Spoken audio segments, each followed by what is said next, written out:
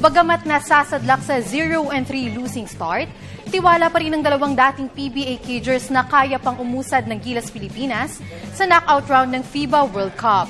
Ito'y dahil kapwa naniniwala sila na parehong beatable ang last two assignments ng Philippine Quintet na Puerto Rico at Senegal. May report si Snow Badwa. Naniniwala naman ang ilang mga ex-PBA players na kayang magsupe ng dalawang panalo ng Gilas Pilipinas sa ginaganap na FIBA World Championship sa Seville, Spain.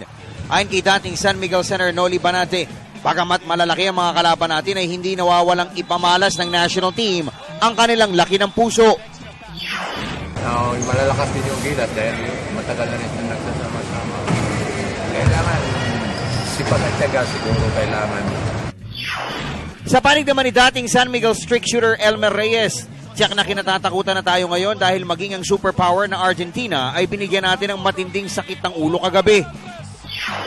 Pero mo, ilang points lang, in-expect natin, natatambakan sila, pero the way the game na lalong gumaganda yung laro nila, sitwasyon. Kasunod dito, sinabi ni Reyes na makakuha lamang ng team ang tamang poise sa endgame, tiyak na kaya nating gulatin ang Puerto Rico at ang African champion na Senegal.